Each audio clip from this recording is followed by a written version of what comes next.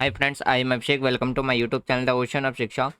तो अभी जो हमारा वीडियो डिस्कशन चल रहा है वो हम क्लास 12 की जो हमारी सेकंड बुक है उसका हम चैप्टर सेकंड डिस्कस कर रहे हैं, जो कि है हमारा era of one party domains, यानी कि जो एक दल का जो प्रभुत्व का जो दौर चल रहा था उसके बारे में डिस्कस करें। आज हमारा दूसरा लेक्चर रहने वाला है जिसमें हम मेन पार्टीज के बारे में डिस्कस करेंगे। सेकंड जनरल इलेक्शन जो 1957 में हुआ था उसके बारे में डिस्कस करेंगे, और जो हमारा थर्ड जनरल इलेक्शंस हुआ था 1962 उसके बारे में डिस्कस करेंगे। जो हमारा पहला लेक्चर था उसमें हमने क्या क्या डिस्कस किया था, उसमें हमने सबसे पहले वन पार्टी डोमेन्स का डिस्कस किया था। फिर जो कंडक्टिंग जो भी इलेक्शंस कंडक्ट कराए गए थे हमारी कंट्री के अंदर, जो कि एक चैलेंज से कम नहीं था, और वो एक चैलेंज से कम क्यों नहीं था ये हमने डिस्कस किया था फर्स्ट लेक्चर में। फिर हमने फर्स्ट लेक्चर में जो डिस्कस किया था वो किया था 1952 में जो हमारा पहला जनरल इलेक्शंस हुआ था उसके बारे में डिस्कस किया था। इलेक्शंस के क्या रिजल्ट निकल के आए थे उसके बारे में डिस्कस किया था। उसमें हमने ये भी डिस्कस किया था रिजल्ट निकलने के बाद कि जो कांग्रेस का जो डोमेन्स था वो किस तरीके से हमें देखने को मिलता है उसके बारे में हमने डिस्कस किया था। फिर हमने ये भी डिस्कस किया था कि किस नेचर से हमें कांग्रेस का डोमेन्स देखने को मिला था। ये सारे टॉपिक हमने फर्स्ट लेक्चर में डिस्कस किया था। आज के लेक्चर में जैसे कि मैंने बताया मेन पार्टीज के बारे में डिस्कस करें। मेन पार्टीज में कौन कौन होगा? सबसे पहला होगा हमारा जो सोशलिस्ट पार्टी है, उसके बारे में उसके थॉट्स क्या है, यानी कि किस विचारधारा पे थी, उसका डिविजन्स किस तरीके से देख सॉरी यानी कि सबसे पहले जो हमारा होगा वो होगा हमारा सोशलिस्ट पार्टी और उसकी क्या विचारधारा थी उसके बारे में डिस्कस करेंगे। फिर उसमें हम दूसरा कम्युनिस्ट पार्टी ऑफ इंडिया यानी कि जिसे हम सीपीआई कहते हैं उसके बारे में डिस्कस करेंगे, उसकी क्या विचारधारा थी और आगे जाकर के वो किस कारण से डिवीजन हो गया था, कितने पार्ट्स में डिवीजन हो गया था उसके बारे में डिस्कस करेंगे। दूसरा जो हमारा मेन पार्टीज होगा वो होगा स्वतंत्रता पार्टी। इसकी क्या विचारधारा थी, इसके कौन मेन लीडर्स थे उसके बारे में हम डिस्कस करेंगे। और उसके बाद हम भारतीय जन संघ के बारे में डिस्कस करेंगे, इसकी क्या थिंकिंग थी, इसके क्या लीडर्स थे, इनको कहाँ कहाँ सपोर्ट देखने को मिला, इसके बारे में डिस्कस करेंगे। और सेकंड और थर्ड जनरल इलेक्शंस के बारे में डिस्कस करेंगे। अगर हम इस वीडियो की इम्पोर्टेंस की बात करें तो ये वीडियो चाहे आप सीबीएसई बोर्ड से हो या यूपी बोर्ड से हो या फिर बात करते हैं जेएसी बोर्ड से हो या बिहार बोर्ड से हो या हरियाणा बोर्ड से हो, उत्तराखंड बोर्ड से हो, पंजाब बोर्ड से हो या राजस्थान बोर्ड से हो, किसी भी बोर्ड से या स्टेट के बोर्ड से हो, वो आपके लिए काफ़ी ज़्यादा इंपॉर्टेंट चैप्टर है। यदि आप किसी कॉम्पिटिटिव की एग्ज़ाम कर रहे हो और आपके पास अगर पीएसआईआर ऑप्शनल है, पॉलिटिकल साइंस ऑप्शनल, तो उसके लिए भी आपके लिए क्या रहेगा, काफ़ी ज़्यादा हेल्पफुल रहने वाला है। क्यों? क्योंकि पर्टिकुलर आपसे क्या है, पॉलिटिकल की जब आप ऑप्शनल लोगे तो पर्टिकुलर एक ये सारी चीज़ें आपको बेसिक अपना बेसिक डेवलप करने के लिए, जो बेसिक कॉन्सेप्ट है उसको डेवलप करने के लिए जो पहला सजेशंस कहा जाता है एनसीईआरटी पढ़ने की, वो इसीलिए कहा जाता है ताकि आपकी जो बेसिक अंडरस्टैंडिंग है वो आप समझ सको। तो ये यानी कि अगर हम सिर्फ स्कूल्स लेवल पे ही नहीं, अगर हम कॉम्पिटिटिव लेवल्स की भी बात करें तो इसके लिए भी काफ़ी ज़्यादा हेल्पफुल रहने वाला है। इससे पहले हमने फर्स्ट चैप्टर डिस्कस किया था जो कि था हमारे चैलेंजेस ऑफ नेशंस बिल्डिंग, यानी कि जब हमारा देश आज़ाद हुआ था उस टाइम पे क्या क्या चैलेंजेस थे हमारे देश के सामने उसके बारे में डिस्कस किया था। वो हमने 4 लेक्चर में डिस्कस किया था। वो सारी चीज़ें आप प्ले लिस्ट में जा करके एक्सेस कर सकते हैं और उन सब का लिंक मैं आपको डिस्क्रिप्शन में दे दूंगा, तो वहाँ से आप इजिली एक्सेस कर पाओगे। तो चलिए स्टार्ट करते हैं। और हमारा जो वीडियो डिस्कशंस रहेगा वो हिंदी इंग्लिश दोनों मीडियम में रहने वाला, यानी कि अगर मैं पॉइंट इंग्लिश में भी लिखूंगा तो उसका एक्सप्लेनेशन में हिंदी में ही दूंगा, तो दोनों पॉइंट्स में रहेगा। अगर आपको इसकी पीडीएफ चाहिए या बुक्स चाहिए, पीडीएफ फॉर्म में अगर आपको बुक्स चाहिए तो आप फ्री जा करके चैनल को ज्वाइन कर लीजिए। टेलीग्राम पे चैनल है, तो इसका भी लिंक मैं आपको डिस्क्रिप्शन में दे दूंगा। तो आप द ओशियन ऑफ शिक्षा टेलीग्राम पे चैनल ज्वाइन कर लीजिए। वहाँ से आप क्लास 6 से लेकर के क्लास 12 तक की history, political science, geography, economics, ये सारी चीज़ बुक आप फ्री में जा कर के डाउनलोड कर सकते हो। तो चलो स्टार्ट करते हैं हम अपना आज का डिस्कशन। सबसे पहले हम बात करते हैं सोशलिस्ट पार्टी के बारे में। अगर हम सोशलिस्ट पार्टी के बारे में बात करें तो इसका जो फॉर्मेशन हुआ था, यानी कि इसकी जो स्थापना की गई थी वो कब की गई थी? तो जो सोशलिस्ट पार्टी की जो स्थापना की गई थी वो की गई थी 1934 में। कब किया गया था? 1934 में। और किसके द्वारा? इस जो 22 सम लीडर्स थे उनके द्वारा मिलकर के किसकी स्थापना की गई थी? सोशलिस्ट पार्टी की स्थापना की गई थी। जिसमें कि अगर हम बात करें तो ये किसके साथ मिलकर के इसकी स्थापना की गई थी? स्टार्टिंग में तो इसकी जो स्थापना की गई थी वो कांग्रेस के साथ मिलकर के किया गया था। किसके साथ मिलकर किया गया था? कांग्रेस के साथ मिलकर के किया गया था। लेकिन हुआ क्या था बट जब हम 1948 में बात करते हैं, 1948 में जब कांग्रेस के द्वारा चेंज किया गया था हमारे कॉन्स्टिट्यूशंस में, और उसमें जो डबल सिटीजनशिप थी उसको एबॉलिशंस कर दिया गया था। यानी कि देखिए 1948 में क्या हुआ था, व्हेन जो कांग्रेस पार्टी था, यानी कि कांग्रेस के द्वारा क्या किया गया था, चेंज कर दिया गया था, चेंज किया गया था। तो इस जो किस में चेंज किया गया था, ये किया गया था हमारे कॉन्स्टिट्यूशंस में। तो इस और क्या चेंज किया गया था कि जो डबल सिटीजनशिप है, जो हमारा डबल सिटीजनशिप है उसको क्या कर दिया गया था, एबोलिश कर दिया गया था। क्या कर दिया गया था, हटा दिया गया था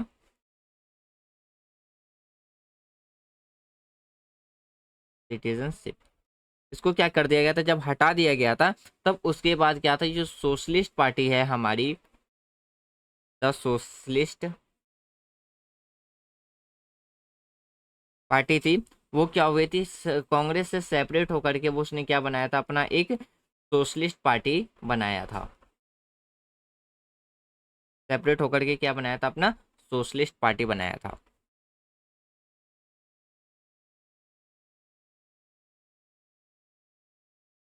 सोशलिस्ट पार्टी बनाया था। लेकिन अगर हम इलेक्शंस की बात करें, यानी कि जो 1952 में जो इलेक्शंस हुआ था, इसमें सोशलिस्ट पार्टी सक्सेस नहीं हो पाई थी। यानी कि जो चुनाव हुआ था उसमें सोशलिस्ट पार्टी को मात्र कितनी सीटें मिली थी, 8 सीटें ही मिली थी। अगर हम इसके फाउंडर की बात करें, यहाँ पे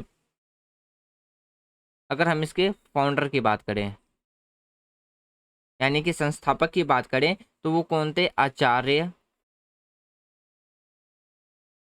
आचार्य नरेंद्र देव, तो ये इसके फाउंडर थे। फिर अगर हम इसके अदर लीडर्स की बात करते हैं,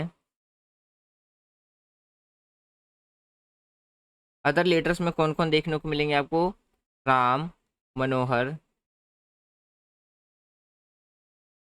लोहिया, लोहिया और जयप्रकाश, जयप्रकाश नारायण, जयप्रकाश नारायण, नारायण। फिर इसमें आपको अशोक मेहता, अशोक मेहता। उसके बाद आपको M S Munshi, M S sorry M S Joshi, M S Joshi. और आपको देखने को मिलेंगे अच्युत पटवर्धन। ये आपको कुछ अदर लीडर्स देखने को मिलेंगे किसके, सोशलिस्ट पार्टी के। अगर हम इसके थॉट्स की बात करते हैं, इनकी जो विचारधारा थी, वो विचारधारा इनकी क्या थी कि ये किस पे विश्वास रखते थे, ये सोशलिज्म पे विश्वास करते थे। यानी कि सामाजिक, यानी कि समाजवादी पे ये क्या करते थे, विश्वास रखते थे। इनकी जो विचारधारा थी वो किस पे थी, समाजवादी पे। ये किस पे बिलीव रखते थे, सीधा सीधी, तो ये सोशलिज्म पे क्या था, इनका बिलीव था।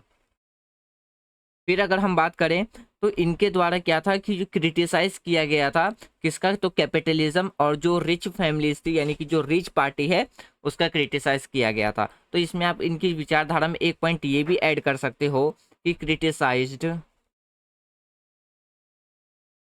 द कांग्रेस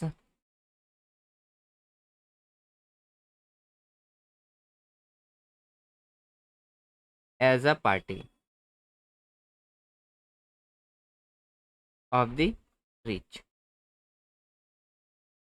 और किसका क्रिटिसाइज किया गया था, एंड द कैपिटलिज्म, यानी कि जो पूंजीवादी है तो उसका भी इनके द्वारा क्या है, काफी ज्यादा क्रिटिसाइज किया गया था, कैपिटलिस्ट।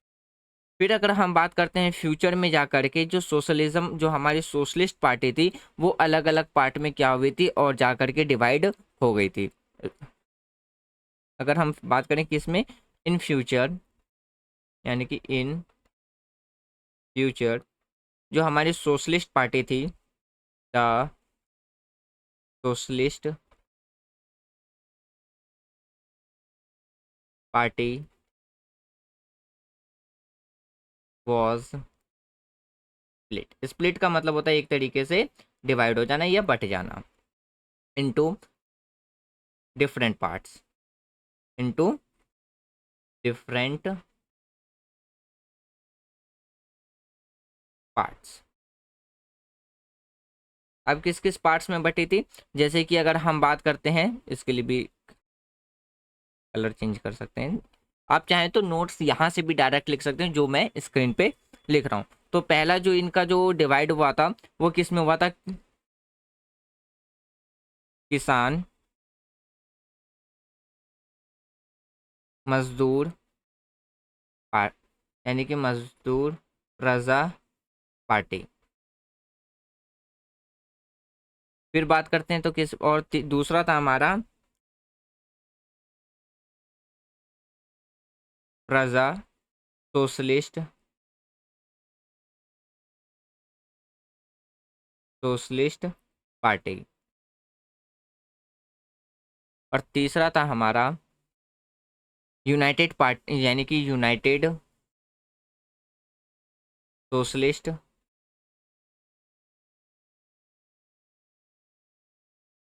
पार्टी।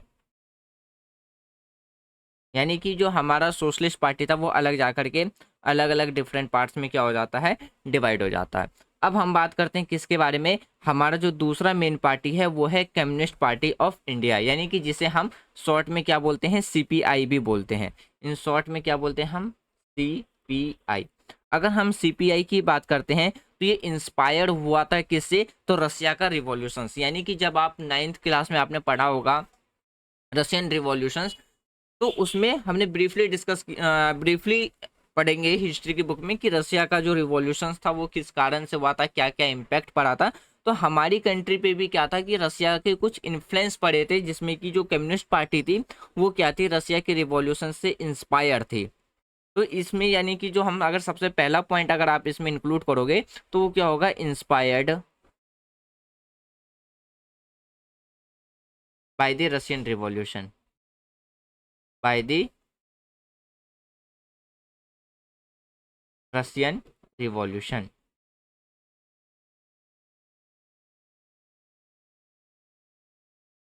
और रशियन रिवॉल्यूशन कब हुआ था, 1917 में। तो जो बहुत से जो इसमें मैनीज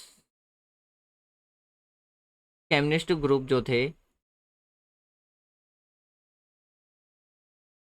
जो ग्रुप थे, अगर हम उसकी बात करते हैं तो वो क्या करते थे, वो इमर्ज हो गए थे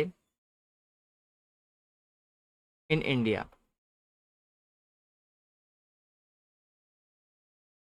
फिर अगर हम बात करें तो जितने भी जो इसमें जो ग्रुप थे वो क्या चाहते थे कि कंट्री की जो भी प्रॉब्लम्स है वो किसके द्वारा सॉल्व किया जाए, कम्युनिस्ट आइडियोलॉजी के द्वारा सॉल्व किया जाए। यानी कि इन शॉर्ट मतलब आप ये समझिए कि जो कम्युनिस्ट पार्टी जो इंस्पायर्ड थी रशियन रिवॉल्यूशन से, तो उनकी विचारधारा ये निकल के आ रही थी कि हमारे देश में अभी जो भी प्रॉब्लम्स है वो किस किस आइडियोलॉजी के बेस पे सॉल्व किया जाए, वो कम्युनिस्ट आइडियोलॉजी के बेस पे सॉल्व किया जाए। यानी कि वो जो चाहते थे, यानी कि जो कम्युनिस्ट ग्रुप चाहती थी, तो यहाँ पे आप लिख सकते हैं these were the group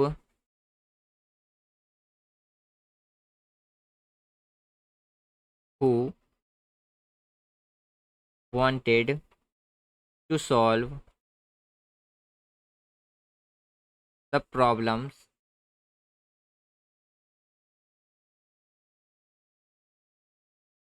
of the country, of the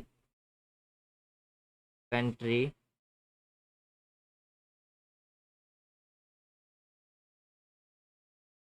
through communist ideology,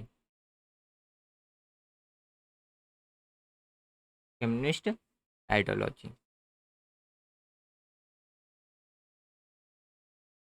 ideology. फिर वहीं पे अगर हम बात करते हैं टिल 1935 में क्या हुआ था, जितने भी जो ग्रुप थे जो काम किया करते थे वो कांग्रेस के साथ मिलकर के थे।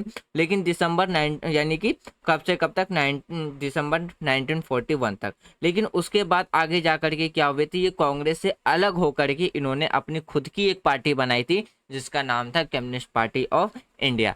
यानी कि आप ये बात रखिए कि अगर हम कम्युनिस्ट पार्टी की बात करते हैं तो इसका जो फॉर्मेशन हुआ था 1935 में, तो ये किस जितनी भी जो इसके जो ग्रुप्स वर्कर थे यानी कि जो देश group worked with in Congress, with in Congress. लेकिन आगे जाकर के हम बात करते हैं कब तक चला था ये, इन दिसंबर 1941 दे broken the broke away from the Congress, from the Congress। तो आगे जाकर के जो हमारी कम्युनिस्ट पार्टी थी उसने कांग्रेस से अपना क्या कर लिया था, ब्रेक कर लिया था, यानी कि वो कांग्रेस से अलग हो गए थे और अपना एक खुद का पार्टी बनाया था जिसका नाम था कम्युनिस्ट पार्टी ऑफ इंडिया। अगर हम इसके लीडर्स की बात करते हैं तो इसके जो चीफ लीडर थे, चीफ लीडर्स की अगर हम बात करें तो इसमें आपको कौन कौन देखने को मिलेगा, ES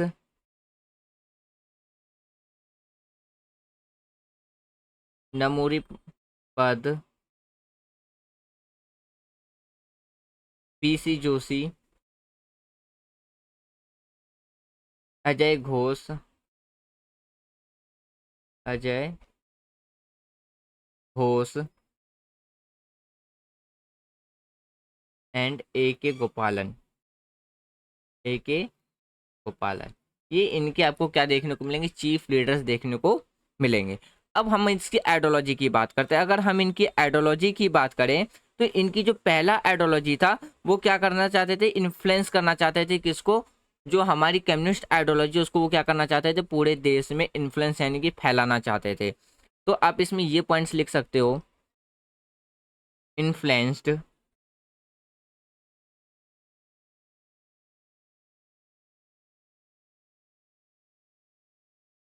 bye communist ideology, ideology.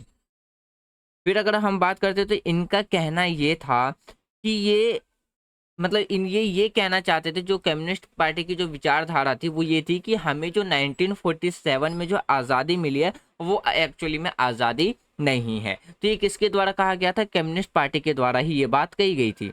तो क्या कहा गया था, he said that the freedom, the freedom achieved in 1947 is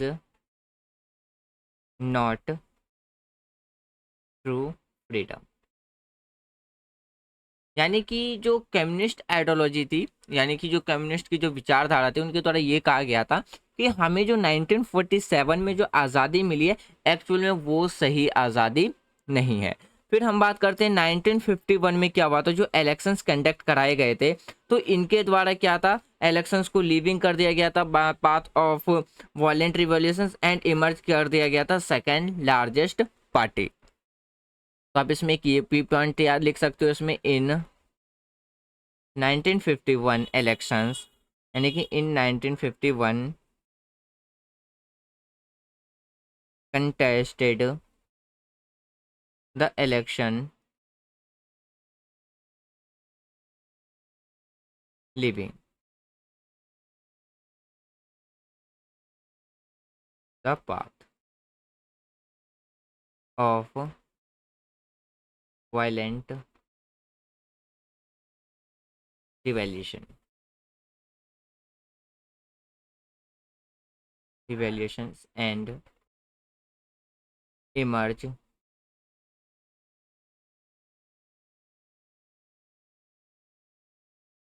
as the second largest party, second largest party. तो ये इनकी क्या थी, कुछ विचारधाराएं थी, यानी कि कुछ उनके थॉट्स थे। अब इनके डिविजन्स की बात करते हैं। अगर हम इनके डिविजन्स की बात करें, हम्म, हम्म, अगर हम इनके डिविजन्स की बात करते हैं तो जो सीपीआई था हमारा, यानी कि कम्युनिस्ट पार्टी ऑफ इंडिया, वो 1964 में जाते जाते क्या होता है, वो दो पार्टीज में डिवाइड हो जाता है। एक होता है हमारा, जो पहला पार्टी होता है वो होता है हमारा communist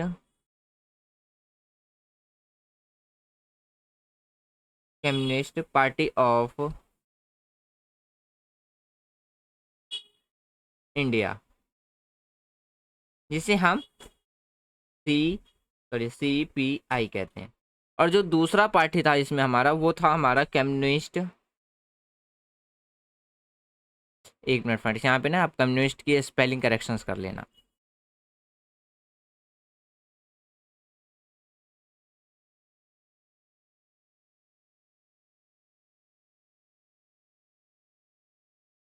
communist party of India. फिर था हमारा कम्युनिस्ट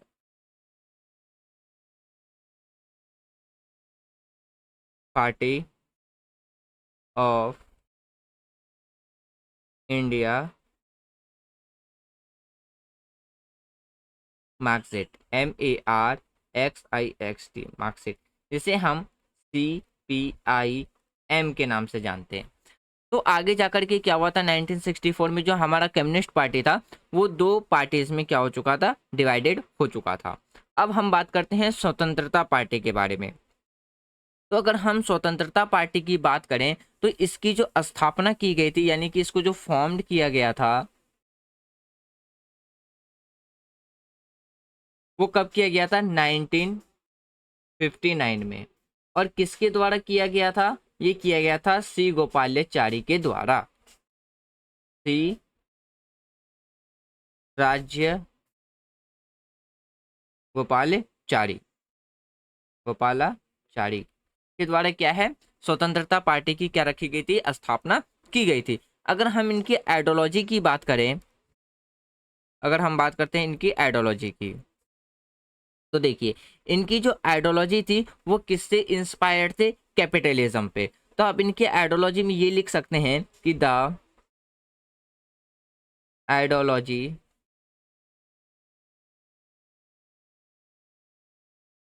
ऑफ स्वतंत्रता पार्टी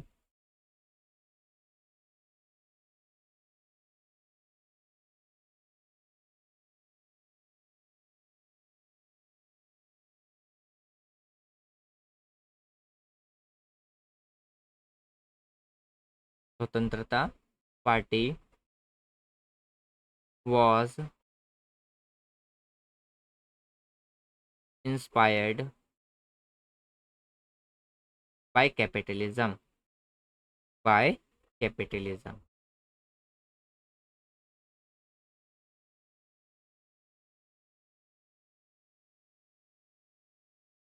कैपिटलिज्म, ठीक है।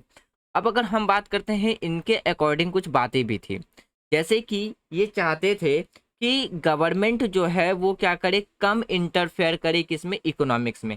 देखिए कैपिटलिज्म्स की अगर हम बात करते हैं तो कैपिटलिज्म्स का मतलब होता है पूंजीवाद, जिसमें कि जो गवर्नमेंट है वो जितनी भी जो सेक्टर्स होते हैं उस पर वो क्या करती है, कम इंटरफेयर करते हैं, यानी कि हम इकोनॉमिक्स में वो क्या करती है, कम इंटरफेयर करती है। जैसे कि अगर आप एग्जाम्पल देखो यूएसए का, तो यूएसए में आज भी आपको कौन सा कंसेप्ट देखने को मिलता है, कैपिटलिज्म का कॉन्सेप्ट देखने को मिलता है।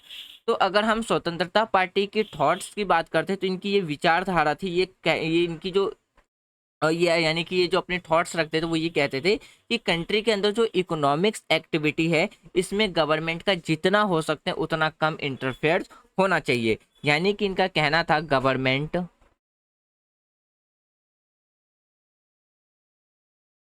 Should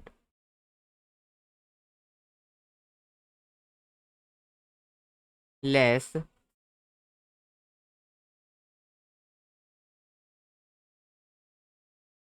interfere in the economy, in the economy.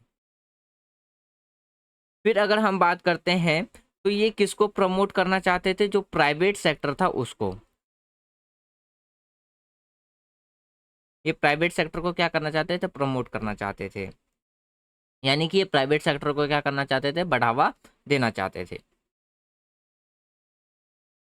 Should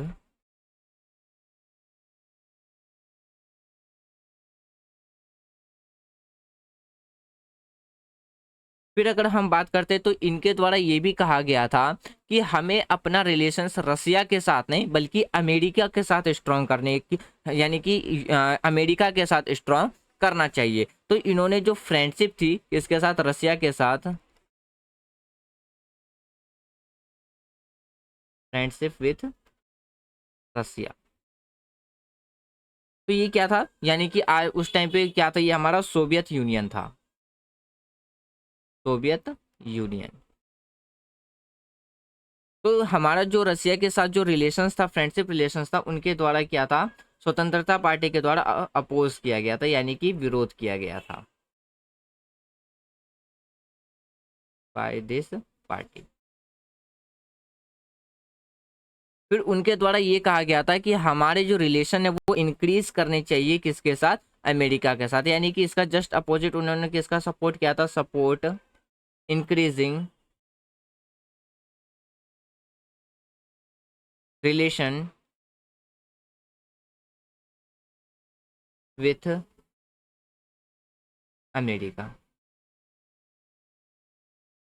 यानी कि जो स्वतंत्रता पार्टी था उनके द्वारा अमेरिका के रिलेशंस को किया गया था, सपोर्ट किया गया था। और एक चीज और याद रखिएगा कि जो हमारा नॉन अलाइनमेंट मूवमेंट था, जिसे हम नाम के नाम से भी जानते हैं, इनका क्या किया गया था, इस पॉलिसी का अपोज किया गया था। जो हमारा नॉन अलाइनमेंट पॉलिसी था वो क्या किया गया था, यानी कि इनके द्वारा विरोध किया गया था। तो ये इनके कुछ विचारधाराएं थी, कुछ इनके थॉट्स थे। अगर हम इनके कुछ मेन लीडर्स की बात करते हैं तो आपको कौन कौन देखने को मिलेगा। पहले पे आपको देखने को मिलेंगे सी गोपालाचारी, सी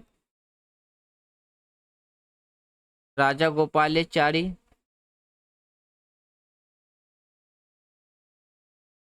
दूसरे पे आपको देखने को मिलेंगे के एन मुंशी, के एन मुंशी। फिर आपको देखने को मिलेंगे एन जी रंगा। और कौन थे इसमें, मीनू मुंशी,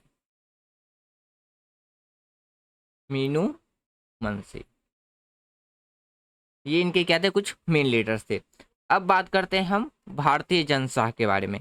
अगर हम भारतीय जनसंघ की बात करें तो इसकी जो स्थापना की गई थी वो कब किया गया था, ये हुआ था 1951 में, फॉर्म्ड इन 1951। और किसके द्वारा ये किया गया था, bye Shyama Prasad,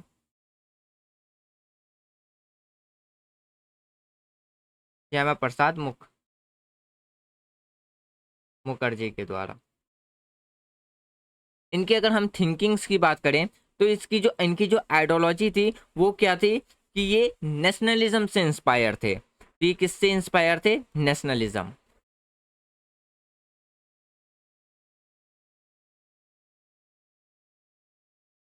inspired by nationalism. किससे थे, नेशनलिज्म। और इनके द्वारा क्या था, जो हिंदी लैंग्वेज है, यानी कि जो हिंदी भाषा है वो क्या होना चाहिए, एक नेशनल लैंग्वेज होना चाहिए, ये इनके द्वारा सपोर्ट किया गया था।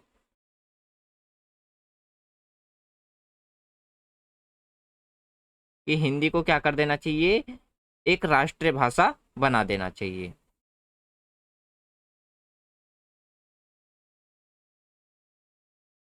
Hindi the national language. फिर इनके द्वारा क्या था, इंग्लिश का अपोज किया गया था। यानी कि जो इंग्लिश भाषा है उनका इनके द्वारा क्या किया गया था, अपोज यानी कि निंदा की गई थी, विरोध किया था। Oppose English language. फिर अगर हम बात करते हैं तो इनके द्वारा एक बात ये भी कही गई थी कि इंडिया को पाकिस्तान से मिला करके क्या कर देना चाहिए, एक यूनाइट इंडिया बना देना चाहिए। तो इनके द्वारा सपोर्ट किया गया था, support the creation of a United India, यानी कि एक यूनाइटेड इंडिया का क्या करना चाहिए, क्रिएशंस करना चाहिए, यानी कि सपोर्ट किया था। और किसको ज्वाइनिंग करके, यानी कि पाकिस्तान को मिला करके, ज्वाइनिंग पाकिस्तान। फिर उनके द्वारा एक ये भी बात कही गई थी कि एक देश यानी कि वन नेशन,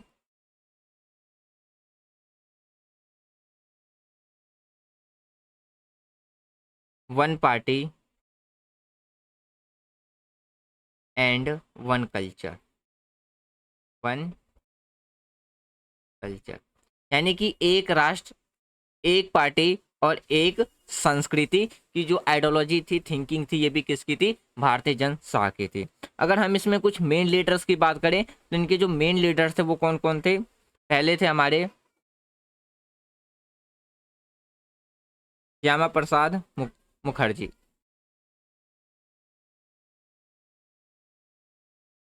यानी कि मुखर्जी आप ऐसे भी लिख सकते हो, MUKH, मुखर,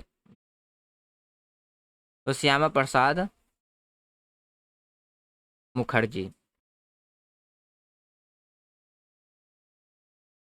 फिर थे हमारे बलराज माधव। फिर आपको देखने को मिलेंगे दीनदयाल उपाध्याय, दीन दयाल उपाध्याय।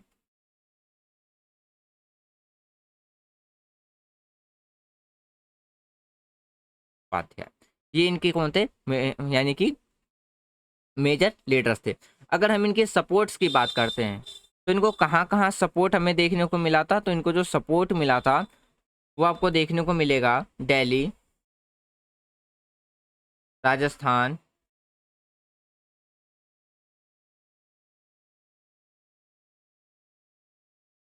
मध्य प्रदेश एंड उत्तर प्रदेश में इन्हें काफ़ी ज़्यादा सपोर्ट मिला था। अब बात करते हैं हम किसके बारे में, जनरल जो हमारा सेकंड जनरल इलेक्शंस हुआ था कब, तो 1957 में। तो अगर हम सेकंड जनरल इलेक्शंस की बात करते हैं इंडिया के अंदर जो कंडक्ट कराया गया था वो कब कराया गया था, 1957 में। यानी कि ये देखिए जो पहला हमारा जनरल इलेक्शंस हुआ था वो फरवरी 1951 में स्टार्ट हुआ था और कब तक चला था, यानी कि देखिए सॉरी ये हुआ था अब नवंबर में, मैं उल्टा बोल रहा हूँ, नवंबर 1951 में से लेकर के फरवरी दिसंबर तक चला था, यानी कि 1952 फरवरी तक।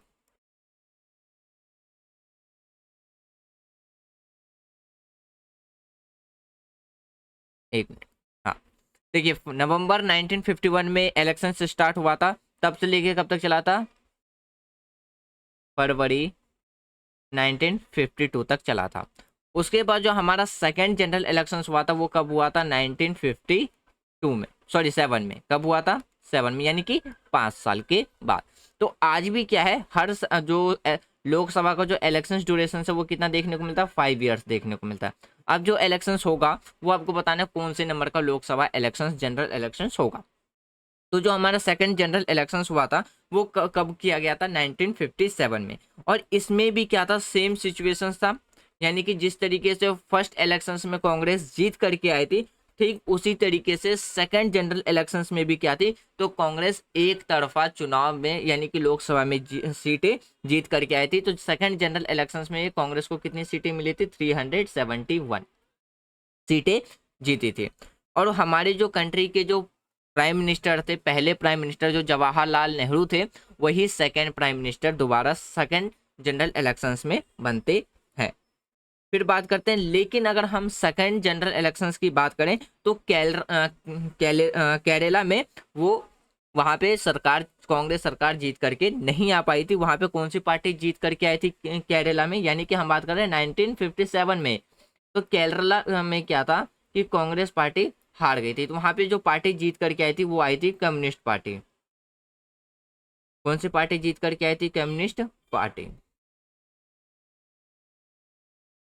लेकिन और वहाँ की जो सीएम बने थे वो कौन बने थे?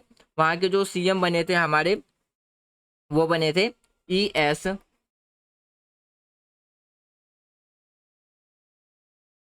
ना वो रिपत, ये केरला के सीएम बने थे। लेकिन उसके बाद क्या हुआ था 1957 यानी कि 2 साल के बाद, यानी कि 1959 में कांग्रेस के द्वारा आर्टिकल 365 यानी कि स्टेट इमरजेंसी लगा करके जो वहाँ की जो गवर्नमेंट थी उसको हटा देती है और पावर क्या करती है? अपने हाथ में ले लेती है। अगर हम बात करें तो फ्यूचर में जा करके ये क्या बना था? एक कंट्रोवर्सी टॉपिक डिसीजंस बन गया था कि आखिर किस कारण की वजह से जो कांग्रेस पार्टी है उसने आर्टिकल 365 के तहत क्या रखा था? केरला में गवर्नमेंट को हटा दिया था। अगर हम आर्टिकल 365 की बात करते हैं तो वो नेशनल इमरजेंसी की बात करता है। अब बात करते हैं जो थर्ड जनरल इलेक्शंस हुआ था, ये कब हुआ था? 1962 में। जो थर्ड जनरल इलेक्शंस था इसमें भी कांग्रेस पार्टी इजीली जीत करके आई थी, जिसमें कांग्रेस पार्टी कितनी सीटें जीती थी? 361 सीट्स जीत करके आई थी। और हमारी जो कंट्री के पहले प्राइम मिनिस्टर थे जवाहरलाल नेहरू, वो दोबारा से तीसरे बार यानी कि थर्ड टाइम क्या बनते हैं? हमारी कंट्री के प्राइम मिनिस्टर्स बनते हैं। तो इस तरीके से देखिए कंटिन्यूसली जो एक पार्टी जो जीत करके आ रही है, तब तो क्या था, तो यहाँ से हमें ये पता चल रहा था कि किस तरीके से शुरुआती सालों में एक ही पार्टी का क्या रहा था? डोमेंस रहा था। तो फ्रेंड्स यहाँ पे हमारा ये चैप्टर कंप्लीट हो गया है। अब जो हमारा अगला जो वीडियो होगा वो एम लक्ष्मीकांत का जो चैप्टर 24 है, पार्लियामेंट्री फॉर्म्स, जिसे हम संसदीय मंच कहते हैं, उसको डिस्कस करेंगे। यानी कि इन शॉर्ट आप ये समझिए, यहाँ पे मैं आपको एक बार समझा देता हूँ कि हमारा वीडियो किस पैटर्न में चल रहा है। यहाँ पे हम एक NCERT लेके चल रहे हैं और एक स्टैंडर्ड बुक लेके चल रहे हैं। स्टैंडर्ड बुक में हम पॉलिटी का भी एम लक्ष्मीकांत डिस्कस कर रहे हैं, जिसमें हमने टोटल 23 क्वेश्चन चैप्टर को डिस्कस कर लिया। और NCERT में अगर हम सिक्स बात करें तो 6th से लेकर 12th क्लास की जो फर्स्ट बुक है कंटेम्प्रोरी ऑफ वर्ल्ड पॉलिटिक्स, उसको कंप्लीट कर लिया। तो जैसे ही अब हमारा जो चैप्टर 24 डिस्कस करेंगे, पार्लियामेंट्री फॉर्म, जैसे ही वो चैप्टर कंप्लीट हो जाएगा तब उसके बाद हम अपना इसका चैप्टर 3 डिस्कस करेंगे। तो इसी तरीके से पैरेलल में अभी हमारा वीडियो डिस्कशंस चल रहा है। तो मुझे उम्मीद है कि आपको ये चैप्टर पूरी तरीके से समझ में आ गया होगा। यदि कोई भी डाउट हो तो आप अपने डाउट को कमेंट बॉक्स में लिख देना। जब हम इसका चैप्टर 3 डिस्कस करेंगे तो उस टाइम मैं कोशिश करूंगा कि जो भी आपका डाउट है वो क्लियर करके हम अपना 3rd चैप्टर को डिस्कस करें। तो यदि वीडियो के रिगार्डिंग में आपको कोई भी सजेशंस देना है तो कमेंट बॉक्स ओपन है, आप उसमें सजेशंस दे सकते हैं। यदि आपको वीडियो पसंद आ रही हो तो आप वीडियो को लाइक कर सकते हैं, शेयर कर सकते हैं, चैनल को सब्सक्राइब कर सकते हैं। Thanks for watching friends, take care, जय हिंद।